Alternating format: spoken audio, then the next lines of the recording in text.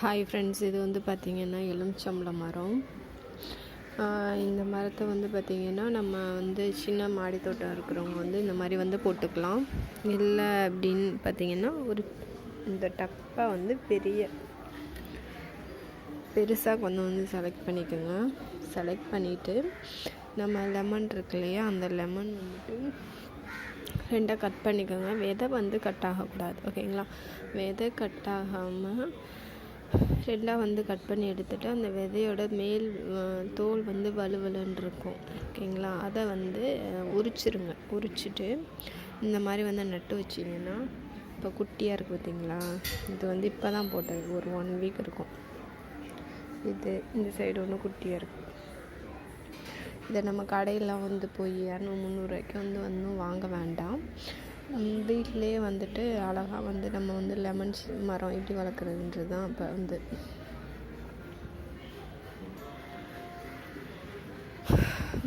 இது வந்து பார்த்திங்கன்னா பராமரிப்பெல்லாம் அது எதுவுமே கிடையாது. அழகாக வந்துச்சுன்னா அழகாக வந்துட்டு வரும். இதை நம்ம தரையிலையும் கூட வந்து வச்சு வளர்த்து வரலாம்.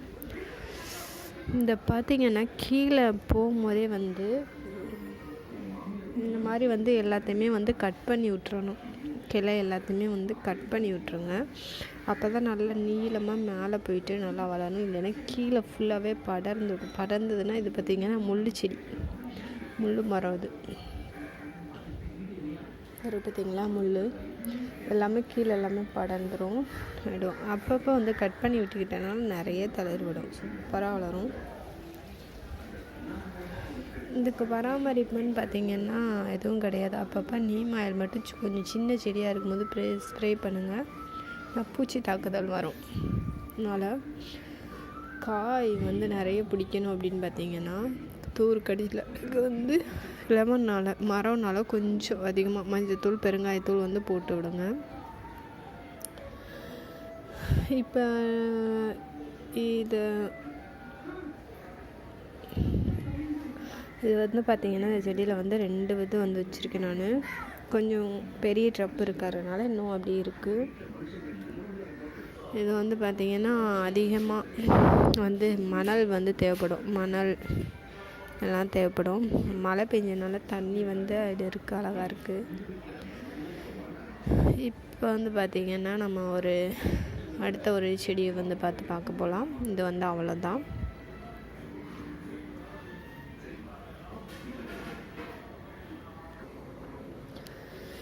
இதுதான் நம்மளோட குட்டி மாடி தோட்டம். இந்த டைம் பார்த்திங்கன்னா செடியில் ஃபுல்லாக நிறைய பூச்சி வந்துருச்சு.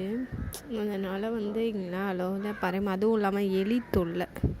புதினா செடி வச்சோம்னா நம்ம வந்து எலி தொல்லை வந்து அவ்வளோவா இருக்காது. ஆனால் புதினா செடியெலாம் அதனால் எலி தொல்லை வந்து கொஞ்சம் அதிகமாகிடுச்சு. பாருங்கள்,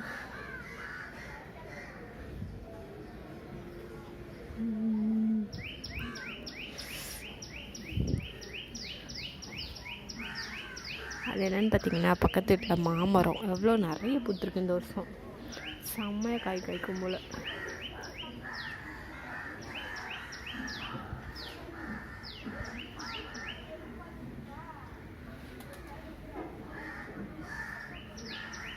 இங்கே காமிக்கிறது வேறு மரம், இங்கே காமிக்கிறது வேறு மரம்.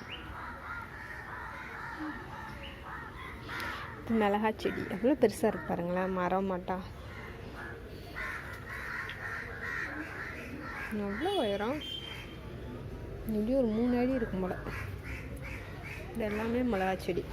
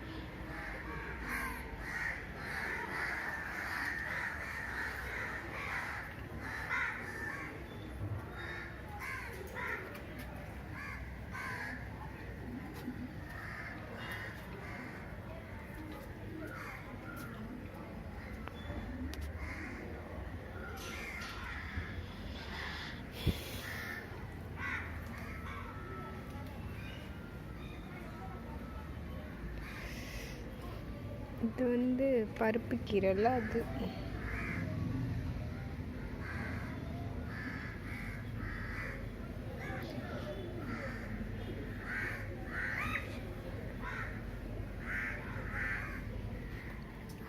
இது தக்காளி செடி.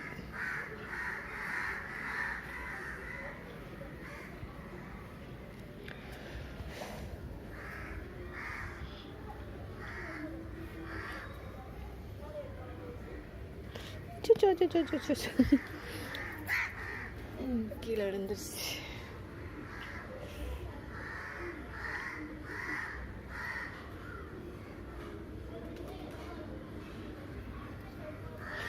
அப்படியே இருக்கு பாருங்க. இந்த இதில் தெரியுதுங்களா எவ்வளோ இருக்குன்ட்டு. நிறைய பூ இப்போ தான் வச்சுருக்கு. நிறைய இனிமேல் காய்க்கும். குட்டி குட்டியாக இருக்கு பாருங்க நிறைய. இந்த மாமரம் தான் நல்லா இருக்குல்ல. குட்டி குட்டியாக பிஞ்சு வந்துட்டுருக்கு.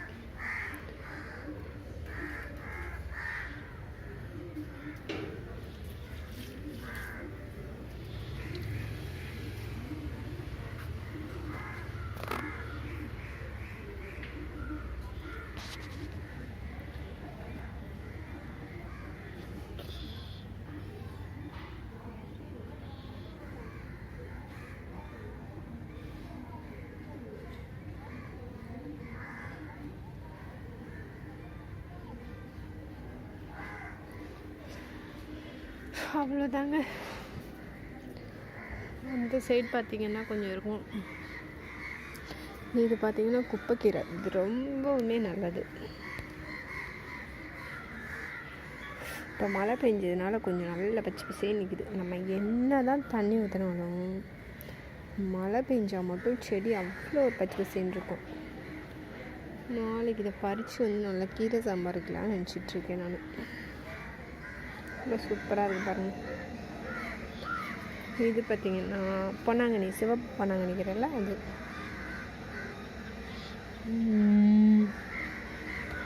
பறிச்சிட்டேன். அதனால் வந்து எல்லாம் இதாக இருக்குது.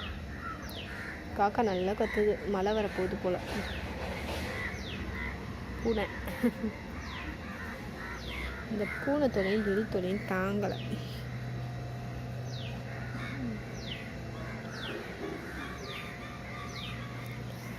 அவ்வளோதான்ப்பா. இதுக்கு மேலே எடுக்க முடியலப்பா.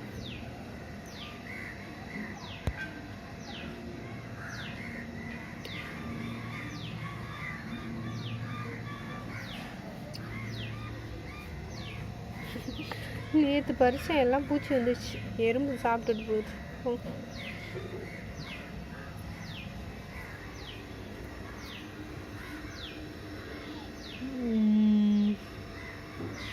Okay friends, bye.